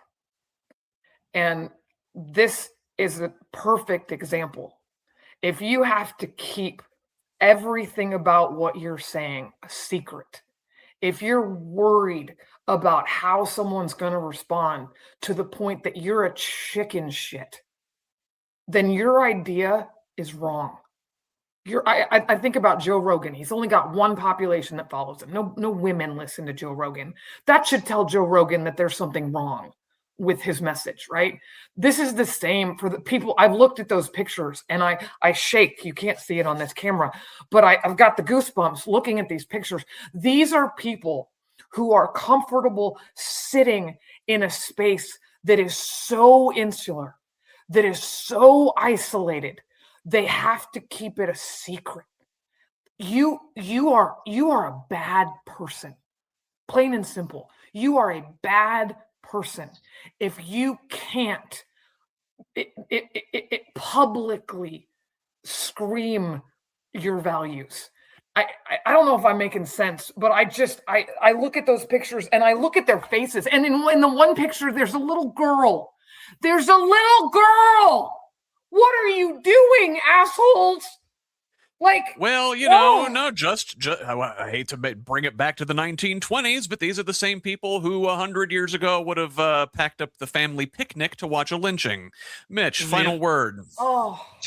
Yeah, this is the modern day Klan rally. Absolutely, 100,000%. These people are psychopaths and racists, and I think that it was cosmic justice of sorts that their little racist gathering was rained on and was just I think it's good because it's like embarrassing for them. Like I love it whenever stuff like this happens because it's like you can just clown on them on social media for like fucking up their own event. Like I've noticed this as a tendency on the far right is that they're really bad at event organizing. They do it over and over again where they just can't figure out like basic logistics. And so neither can the Dems. Yeah, and that's true. I mean, like the Klan did it better, I guess. But like these fascists, they need to go. I mean, like I don't think that there's as much support for this. Like you said, it's a very just profoundly loud minority of racist bigots. And I just don't think that sort of thing like plays anymore. We saw the numbers yesterday, over 1,000 in Fishers coming out to say we don't want this kind of hate in our communities, and less than 100 people hiding under a tent at a cornfield at an undisclosed location in favor of this sort of thing. So I guess way to show out for the loving, welcoming human people of Indiana yesterday, and way to go, nature, for smiting the fascists and their little clown circus. So we need to wrap up here. Why don't you folks tell the good people out there where they can reach you online if you want to be reached, or if you want to tell them about yourself. Mitch, I'll ask you first because you've got a campaign you probably need to fundraise for. Oh, yeah. So, yeah, my name is Mitch Reynolds. I'm a candidate for Duneland School Board. You can follow me at Mitch for Duneland School Board on Facebook, I guess. I'm in the process of setting up my website at the moment. So it's not fully set up, but it's going to be votereynolds.us. Pretty simple. Pretty glad that I nabbed up that domain. I think it's a good one. I'm mostly on Facebook. You can add me, Mitch Reynolds. That's it. Very good. Alex, where can the folks find you on the interwebs? If you can't find me, you're not trying hard enough. I'm everywhere. Stephanie Jo Yoakum's running for District 88. I'm doing I'm on that team. Samantha Douglas is running for Warren Township School Board. I'm doing that team. Andrea Hunley, yeah, baby, I'm on that team. I'm everywhere. Facebook, whatever. And yeah, please find me. And before you cut me off, Scott, I just want to say thank you. What you're doing with this, I'm so glad I said yes to this, because Scott's been listening to me complain for 48 hours. Holy shit, I don't know enough. I can't do this. I'm scared. And no, Scott, you're such a professional. You're so well prepared. You absolutely nail this. And you make it what it is. And thank you. Yes, thank you. No, you're going to make me blush. And I knew you were going to be amazing, because you bring that passion to all these things. And I'm so glad that both of you were here with us today. So, folks, if you want to connect with me online, of course, you can find me on Blue Sky, Instagram, and Threads at whosleft.us, and on Facebook, TikTok, and YouTube at Who's Left. Send me a DM any of those places with feedback, or email me at scott@whosleft.us. And we cannot do this without you. So please support our work with a paid subscription at progressiveindiana.net. And hey, give Progressive Indiana Network a follow on social media at the full spelled out name on most sites, but on Blue Sky and TikTok, we are at PIN Indiana. Help us grow with a follow wherever you're at. Once again, thank you to Alex Rollo and Mitch Reynolds for joining us today. Thank you for watching or listening. Donate and volunteer for our candidate here or a candidate of your choice. And like, share, comment, and leave a review for us. Let us keep building a radically democratic Indiana together. Until next time, signing off from Bloomington, I am Scott Aaron Rogers. Love each other, Indiana.